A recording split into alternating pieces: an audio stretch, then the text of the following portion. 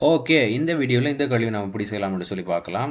கேள்வி என்னன்னு சொன்னால், இந்த சதுரமுகியில் வந்து பார்த்தோம்னு சொன்னால், ஒவ்வொரு பக்கத்திலேயும் பருமனுடைய தடைகள் வந்துட்டு பார்த்தீங்கன்னா பொருத்தப்பட்டிருக்கிறது. அது முதலாவது பாயிண்ட். 2வது வந்து பார்த்தீங்கன்னு சொன்னால், ஏயிலயும், ஜியிலயும் வந்து பார்த்தீங்கன்னா, உங்களுக்கு கனெக்ஷன் வந்து குடுத்திருக்காங்க. அதாவது ஏயிலிருந்து ஜி கூடாக மின்னோட்டம் போகலாம். அல்லது வந்து பார்த்தீங்கன்னா, ஜியிலிருந்து ஏக்குள்ளால மின்னோட்டம் வரலாம். 2மே ஒன்றுதான்.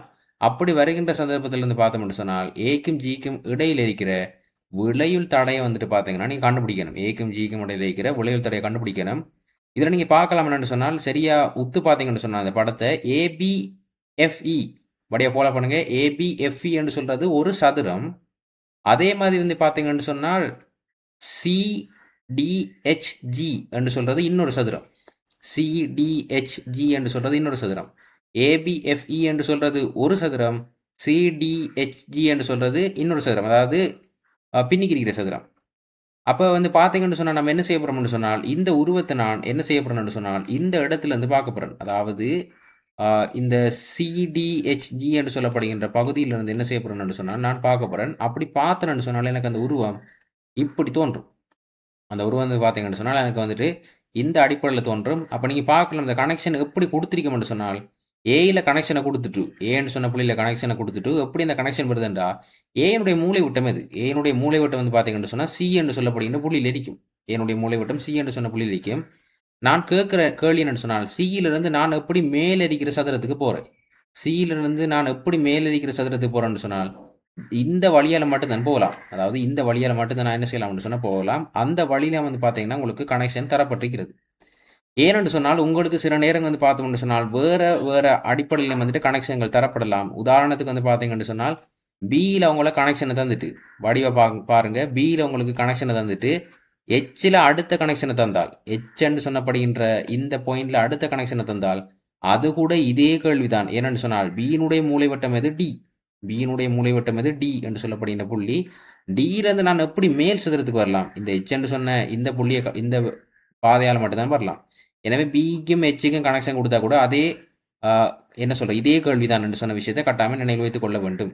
2வது பாயிண்ட் என்னன்னு சொன்னால், ஏக்குள்ளால வந்து பார்த்தீங்கன்னு சொன்னா, மின்னோட்டம் வருதுன்னு சொல்லி வைப்போம். ஏ என்று சொன்ன படுகின்ற அந்த கம்பிக்குள்ளால வந்து பார்த்தீங்கன்னு சொன்னால், உங்களுக்கு ஐ என்று சொல்லப்படுகின்ற ஒரு மின்னோட்டம் வந்து வருகுது. அப்படி வார மின்னோட்டம் என்ன செய்ய போகுதுன்னு சொன்னால், உங்களுக்கு டி என்று சொன்ன அதாவது வார மின்னோட்டம் என்ன நடக்க போகுதுன்னு சொன்னால், அந்த மின்னோட்டம் இதுக்குள்ளால இயங்குறதுக்கு, இயங்கி ஜி என்று சொல்லப்படுகின்ற அந்த பாயிண்ட்ட அடையிறதுக்கு, ஃபர்ஸ்ட்டுக்கு 3 வழி இருக்கு. இந்த வழிக்குள்ளால போகலாம், இல்லாட்டி இந்த வழிக்குள்ளால போகலாம், இல்லாட்டி வந்து பார்த்தீங்கன்னா, இந்த வழிக்குள்ளால போகலாம். இந்த ஒவ்வொரு வழிகளாலும் வந்து பார்த்தோம்னா, இந்த மின்னோட்டம் சம பருமனான மின்னோட்டமா தான் செல்லப் போகுது. ஒவ்வொரு வழிகளாலையும் சம பருமனான மின்னோட்டமா தான் அந்த தரப்பட்ட மின்னோட்டம் செல்லப் போகின்றது. எனவே என்ன நடக்கப் போகுது என்று சொன்னால், அதாவது சமபருமனான மின்னோட்டம் செல்வதற்கான காரணம் என்னென்று சொன்னால், ஜியில வந்துட்டு கொழுவிருக்கிறபடியால. ஜியில வந்து பார்த்தீங்கன்னு சொன்னா, கனெக்ஷன் குடுத்திருக்க படியால தான் வந்து பார்த்தோம்னு சொன்னால், அது எங்களுக்கு வந்துட்டு பார்த்தோம்னு சொன்னால், அந்த I/3, I/3, I/3 என்று சொல்லி போகப் போகின்றது. எனவே இந்த இடத்துல நீங்க நோட் பண்ணலாம்.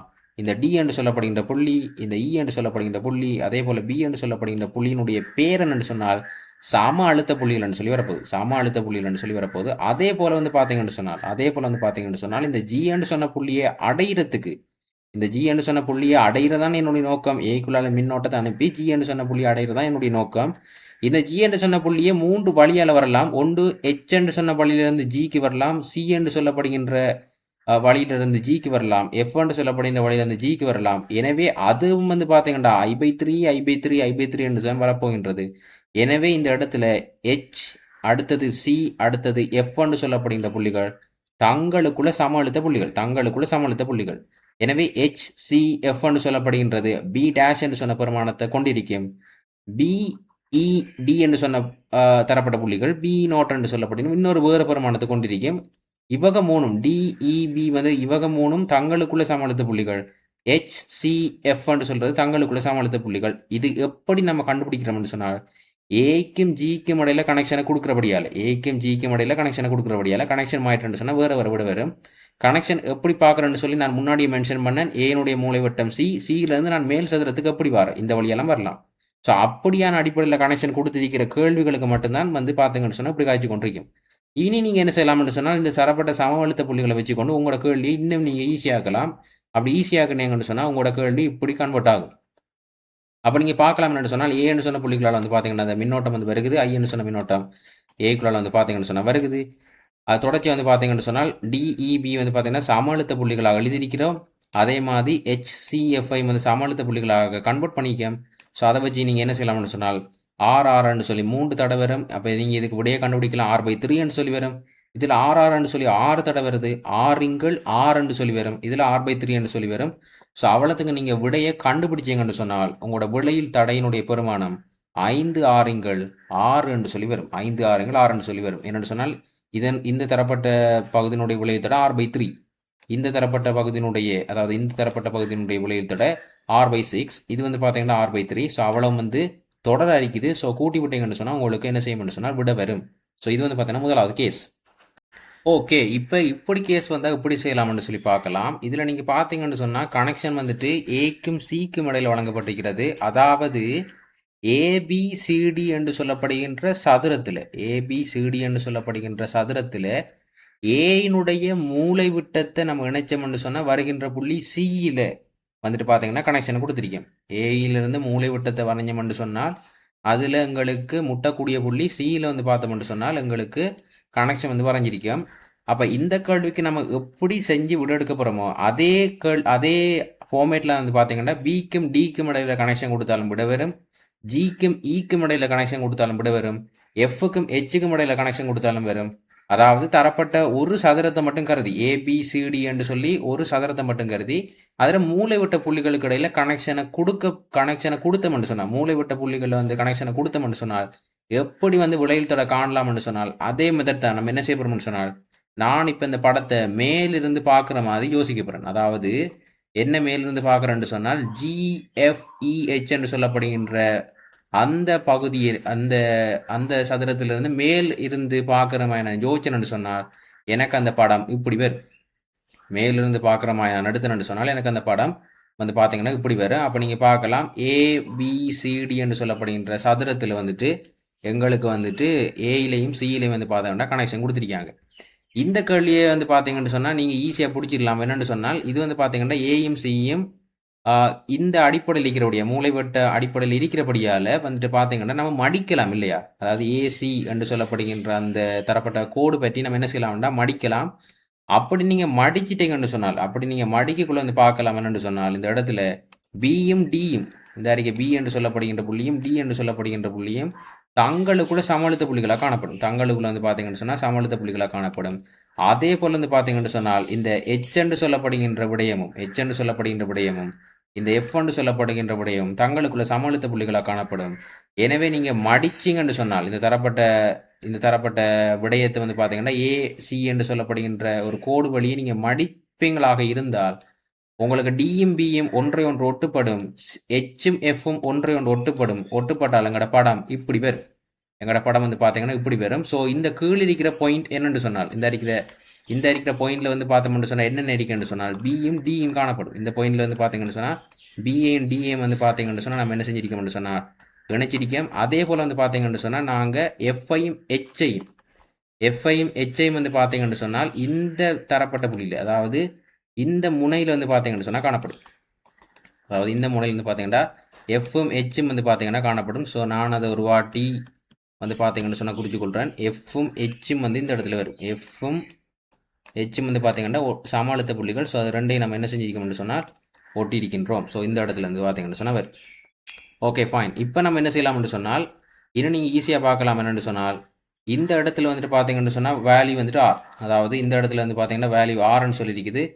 இது 6 மாறும் R/2 சொல்லி வரும். இதில் விட வந்துட்டு பார்த்தீங்கன்னு சொன்னால் R/2 சொல்லி வரும். அதே போல் வந்து பார்த்தீங்கன்னு சொன்னால் இந்த இடத்துலையும் அதனுடைய வேல்யூ வந்து பார்த்தீங்கன்னு சொன்னால் R/2 சொல்லி வரும். இது Rன்னு சொல்லி வரும். ஸோ மொத்தமாக வந்து பார்த்தீங்கன்னு சொன்னால் உங்களுக்கு கீழே குறிச்சி காட்டிருக்கேன். R எப்படி வந்திருக்கு, R/2 எப்படி வந்திருக்குது, R/2 R குறிச்சி காட்டிருக்கேன். அதே போல் வந்து பார்த்தீங்கன்னு சொன்னால் ஏக்கும் பிக்கும் இடையில் வந்து பார்த்தீங்கன்னு சொன்னால் இந்த தடையும் R/2 சொல்லி வரும். F மற்றது பிஏ பற்றி கருதுனீங்கன்னு சொன்னால் இதுக்கும் இடையில் R/2 வரும். பிக்கும் இந்த சிஐ எடுத்தீங்கன்னு சொன்னால் R/2 வரும். ஸோ நீங்கள் கீழே வந்து பார்க்கலாம் உங்களுக்கு R/2 குறிச்சி காட்டிருக்கிறோம். அப்போ நீங்கள் வந்து பார்க்கலாம் என்னென்னு சொன்னால் இந்த மேல் இருக்கிற சிஸ்டத்தில் வந்து பார்த்தீங்கன்னு சொன்னால் R-ஐயும் R/2ஐயும் கூட்டினோம்னு சொன்னால் நம்மளோட விட 3R/2 சொல்லி வரும். 3R/2 சொல்லி அந்த தரப்பட்ட தடைக்கான பெருமானம் வரும். இங்கே வந்து பார்த்தீங்கன்னா ஒரு கனெக்ஷன் ஒன்று வருது. அதே போல் 6r/2 தொடராக இருக்குது. ஸோ ரெண்டையும் வந்து நீங்கள் கூட்டலாம். கூட்டினீங்கன்னு சொன்னால் 3r/2 சொல்லி வரப்போகின்றது. இப்போ நீங்கள் என்ன செய்யலாம்னு சொன்னால் தெளிவாக கவனிங்க. இந்த தரப்பட்ட புள்ளி, அதாவது இந்த தரப்பட்ட புள்ளியில் ஏக்கும் இந்த தரப்பட்ட புள்ளிக்கும் இடையில 3r/2, இந்த தரப்பட்ட புள்ளிக்கும் சிக்கும் இடையில 3r/2. ஸோ தடைகள விகிதம் ஒன்றுக்கொண்டு. அதே போல் இந்த தரப்பட்ட புள்ளிக்கும் ஏக்கும் இடையில r/2 காணப்படுகிறது. இதே தரப்பட்ட புள்ளிக்கும் சிக்கும் இடையில r/2 காணப்படுகிறது. தடையிற விகிதம் ஒன்றுக்கொண்டு. எனவே அந்த மத்தியில் இருக்கிற r/2 என்று சொல்லப்படுகின்ற இந்த தடை என்ன செய்யாதுன்னு சொன்னால் உங்களுக்கு வேலை செய்யாது. மத்தியில் இருக்கிற தடை வந்து பார்த்தீங்கன்னா உங்களுக்கு என்ன செய்ய போகிறதுன்னு சொன்னால் வேலை செய்ய போகிறதில்ல. அப்போ நீங்கள் என்ன செஞ்சிடலாம்னு சொன்னால் விளைவில் தடையை கண்டுபிடிக்கலாம். இந்த 3r/2வும் இந்த 3r/2 வந்து பார்த்தீங்கன்னு சொன்னால் தொடராக காணப்படுகின்றது.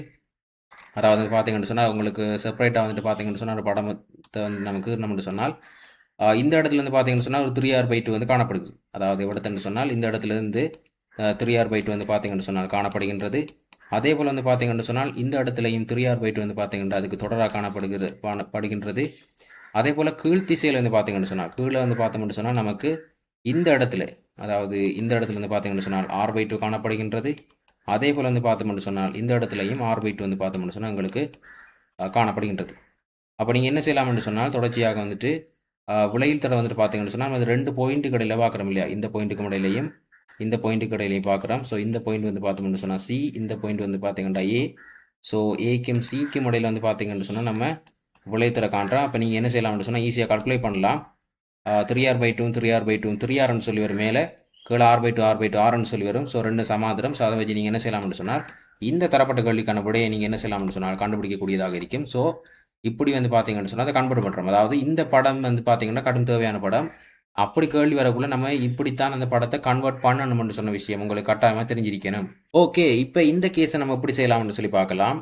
இதில் வந்து பார்த்தீங்கன்னு சொன்னால் அதே மாதிரி வந்து பார்த்தீங்கன்னு சொன்னால் சதுரமுகியில் காணப்படுகின்ற எல்லா தடைகளினுடைய பெருமானமும் ஒரே பெருமானத்தை கொண்டிருக்கிறது. ஆனால் இதில் வந்து பார்த்தீங்கன்னு சொன்னால் ஒரு சதுரத்தை எடுத்து, அதாவது சதுரமுகியில் இருக்கிற 6 என்ன சொல்கிறது பக்கத்தில் வந்து பார்த்தீங்கன்னா ஏதாவது ஒரு பக்கத்தை நம்ம எடுத்துட்டு அதில் அடுத்தடுத்த மூலைகளில் வந்துட்டு பார்த்தீங்கன்னு சொன்னால் கனெக்ஷன் வருகின்ற சந்தர்ப்பத்தில் எப்படி நம்ம விளைவு தடை கண்டுபிடிக்க போகிறோம்னு சொன்னால் அதே மாதிரி இந்த படத்தை வந்து பார்த்தீங்கன்னு சொன்னால் நீங்கள் இந்த படத்துக்கு உடனடியாக மாற்றணும். அப்போ நீங்கள் இதில் பார்த்தீங்கன்னு சொன்னால் தெரியும் நம்முடைய அதாவது நம்முடைய ஏ என்று சொல்லப்படுகின்ற விடயம், ஏ என்று சொல்லப்படுகின்ற விடயம் இங்கே இருக்குது, ஏ என்று சொல்லப்படுகின்ற விடயம் இங்கே இருக்குது, பி என்று சொல்லப்படுகின்ற விடயம் இங்கே இருக்குது. அப்போ இந்த படத்தை நீங்கள் நல்லா உத்து பார்த்தீங்கன்னு சொன்னால் தெரியும் இந்த எஃப் என்று சொல்லப்படுகின்ற புள்ளியும் சி என்று சொல்லப்படுகின்ற புள்ளியும், எஃப் என்று சொல்லப்படுகின்ற புள்ளியும் சி என்று சொல்லப்படுகின்ற புள்ளியும் சமாளித்த புள்ளிகளாக காணப்படும். எஃப் என்று சொல்லப்படுகின்ற புள்ளியும் சி என்று சொல்லப்படுகின்ற புள்ளியும் சமாளித்த புள்ளிகளாக காணப்படும். அதே போல் வந்து பார்த்தீங்கன்னு சொன்னால் டி என்று சொல்லப்படுகின்ற புள்ளியும் இ என்று சொல்லப்படுகின்ற புள்ளியும் சமாளித்த புள்ளிகளாக காணப்படும். சமாளித்த புள்ளிகள் காணப்பட்டு சொன்னால் நம்ம என்ன செய்யலாம் என்று சொன்னால் 2 புள்ளிகளையும் ஒட்டலாம். அப்படி ஒன்ஸ் நீங்கள் ஒட்டிட்டீங்கன்னு சொன்னால் அவங்களோட படம் வந்துட்டு பார்த்தீங்கன்னா இப்படி வரும். அப்போ நீங்கள் இங்கே பார்க்கலாம், நான் எஃப்ஐஎம் சிஎம் வந்து பார்த்தீங்கன்னு சொன்னால் இந்த பக்கத்தில் ஒட்டியிருக்கேன். அதே போல் வந்து பார்த்தீங்கன்னா ஐஎம் டிஎம் கூட வந்து பார்த்தீங்கன்னு சொன்னால் சமாளித்த புள்ளி என்று சொன்னபடியால் ஒட்டியிருக்கேன். இப்போ நீங்கள் என்ன செய்யலாம்னு சொன்னால் தடையினுடைய பெருமானம் ஆறுன்னு சொல்லி கொடுக்கலாம். ஆறுன்னு சொல்லி நீங்கள் கொடுத்து சுருக்கி எடுத்தீங்கன்னு சொன்னால் எல்லாத்தையும் வந்து பார்த்தீங்கன்னா சுருக்கி எடுத்தீங்கன்னு சொன்னால் உங்களுக்கு இப்படி ஒரு படம் வரும். நீங்கள் எல்லாத்தையும் வந்து பார்த்தீங்கன்னு சொன்னால் போட்டு சுருக்கி எடுத்தீங்கன்னு சொன்னால் இப்படி ஒரு படம் வரும். இப்போ நீங்கள் என்ன செய்யலாம்னு சொன்னால் இந்த r/2 இருக்குது, அதே போல் வந்து பார்த்தீங்கன்னா மேலே r இருக்குது, இந்த இடத்துல r/2 இருக்குது, எல்லாம் தொடராக இருக்குது. அப்போ நீங்கள் கூட்டலாம்.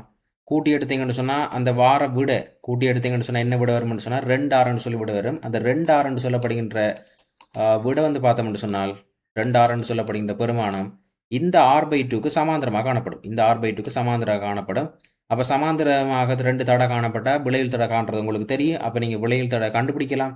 கண்டுபிடிச்சிங்கன்னு சொன்னால் அந்த கண்டுபிடிச்சி நீங்கள் எடுக்கிற விட அதை நீங்கள் கண்டுபிடிச்சிங்கன்னு சொன்னால் நான் நினைக்கின்றேன் உங்களுக்கு வந்துட்டு சரியாக 2r5 என்று சொல்லி வரும். அதாவது r/2 என்று சொல்லப்படுகின்ற இந்த தடைக்கும் 2rக்கு நீங்கள் விளைவில் கண்டுபிடிச்சிங்கண்டா 2r5 என்று சொல்லி வரும்.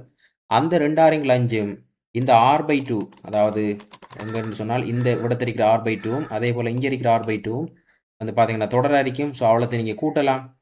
கூட்டி எடுத்து வாரம் அந்த மொத்த விட வந்து பார்த்தீங்கன்னு சொன்னால் இந்த ஆறுக்கு சமாந்தரமாக காணப்படும். ஸோ இதை வச்சு கொண்டு நீங்கள் என்ன செய்யலாம்னு சொன்னால் மொத்த விளைவில் தடையை இந்த ஏக்கும் பிக்கும் இடையில் என்ன செய்யலாம்னு சொன்னால் கண்டுபிடிக்கலாம். ஓகே, இப்போ நீங்கள் என்ன செய்யணும்னு சொன்னால் இப்போ இது வந்து பார்த்தீங்கன்னா விளக்கங்களுக்காகத்தான் இவ்வளவு நேரம் சொல்கிறது. இப்போ நம்ம சமரியாக வந்து பார்த்தீங்கன்னா என்னத்தை பார்க்க போகிறோம்னு சொன்னால் உங்களுக்கு வந்துட்டு பார்த்தீங்கன்னு சொன்னால் இப்படி கேள்வி வரக்குள்ள, அதாவது வந்து பார்த்தீங்கன்னு சொன்னால் இந்த இப்படி சதுரமுகியை தந்துட்டு கனெக்ஷனை நீங்கள் தெளிவாக பார்த்துக்கொள்ளணும். எப்படி நம்ம கனெக்ஷன் கொடுத்துருக்கோம்னு சொல்லி ஏற்கனவே நான் விளங்கப்படுத்தினது. இப்படியான டைப்பில் உங்களுக்கு கனெக்ஷன் கொடுக்கப்படும் இடத்துக்கு, அதாவது பாடி டயகனல்னு சொல்லுவாங்க. இதனுடைய பேர் பாடி டயகனல்னு சொல்ல போகிறோம். இப்படி டைப்பில் உங்களுக்கு கனெக்ஷன் இருந்தால் விளைவுத்துறையை காணிச்சனால் நீங்கள் உடனடியாக இந்த படத்தை வந்துட்டு பார்த்தீங்கன்னு சொன்னால் வரையணும். உடனடியாக இந்த படத்தை வரைஞ்சி நீங்கள் என்ன செய்யணும்னு சொன்னால் விளைவுத்துறையை கண்டுபிடிக்கணும்.